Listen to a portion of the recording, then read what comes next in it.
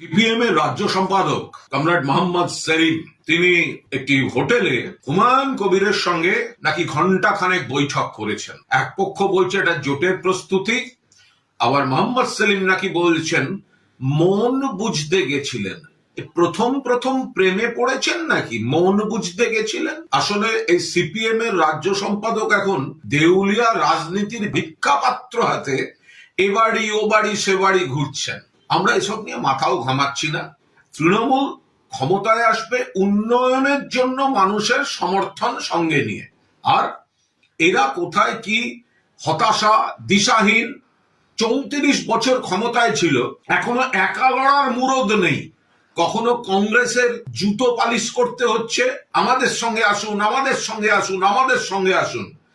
3 tyre শূন্য এই সেলিমের সিপিএম। বিধানসভায় শূন্য, লোকসভায় শূন্য, 2 মাসের মধ্যে রাজ্যসভায় শূন্য। আর দেউলিয়া রাজনীতির ভিক্ষা পাত্র হাতে বাড়ি বাড়ি যাচ্ছেন, হুমায়ুন কবিরের কাছে গেছেন। হুমায়ুন কবিরকে এ বিষয়ে আমি কোনো মন্তব্যই করব না। উনি কোণঠাসা অবস্থায় আছেন, উনি তো চাইবেন কেউ না কেউ আসুন, উনি তো প্রকাশ্যে বলছেন। কিন্তু সিপিএম এর এই যে দ্বিচারিতার রাজনীতি, মুখে নাকি বামফ্রন্ট, মুখে নাকি সিপিএম ফিরছে। আরে যে সব লোকগুলো লাল ঝান্ডা নিয়ে শহীদ মিনারে 2-1টা মিটিং করতে যায়, তারাই তো বাড়ি এসে বিজেপিকে এতদিন ভোট দিয়ে এসছে। সেই কারণেই তো বিজেপির কিছু পার্সেন্টেজ অফ ভোট বেড়েছে। আর মোহাম্মদ সেলিম কখনো কংগ্রেসকে আমাদের সঙ্গে আসুন, তৈরি হন। আরে আপনার পার্টির ক্ষমতা নেই, আপনি কিসের রাজ্য সম্পাদক? 294টা সিটে বামফ্রন্টের লড়ার ক্ষমতা নেই, মুরদ নেই। আরো ভোট কমে যাবে, মুছে যাবে। সেই জন্য কমরেড মোহাম্মদ সেলিম দেউলিয়া রাজনীতির ভিক্ষা পাত্র হাতে মন বুঝতে যাচ্ছে গো, মন বুঝতে যাচ্ছে। যারা সিপিএম এতদিন করে এসছেন, এখন বিতৃষ্ণায় করেন না। এইসব দৃশ্যপট দেখলে তাদের বিতৃষ্ণা এই কমরেড মোহাম্মদ সেলিম অ্যান্ড কোম্পানির প্রতি আরো বাড়বে। 34 বছর ক্ষমতায় থেকে এখনো 294টা সিট। আর একা মানে কি?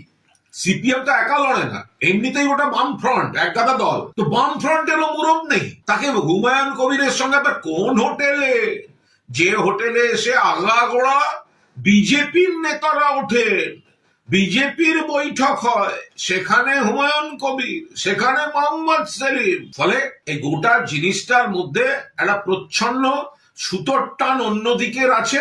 আর এই সমস্ত অতৃপ্ত আত্মাগুলোকে এক টেবিলে বসে চা খাইয়ে কিছু বিভ্রান্তি ছড়াবার চেষ্টা করছে। পেছনে বিজেপি কিনা সেটাও খোঁজ নেওয়া দরকার। কলা ও সংস্কৃতিতে নিজের শিশুকে গুণবান তৈরি করতে বিশ্বস্ত ঠিকানা হলো নৈহাটির কলা নিকেতন। এখানে ইন্টারন্যাশনাল লেভেলের প্রশিক্ষণের সাথে পাবেন এক্সিবিশনে প্রমোশনের সুযোগ।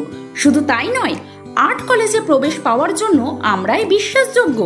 সমস্ত রকম অঙ্কন শিক্ষা এবং অ্যাডভান্স প্রশিক্ষণের প্রদান করছেন 2022 সালে গিনিস ওয়ার্ল্ড রেকর্ড সম্পন্ন ইন্টারন্যাশনাল আর্টিস্ট রবি কুমার। সমস্ত বয়সের জন্য এই কলাকৃতি অর্জন করতে যোগাযোগ করুন কলা নিকেতন, 437 আরবিসি রোড, নৈহাটি। যত্ন সহকারে স্কুল প্রজেক্টের জন্য যোগাযোগ করুন।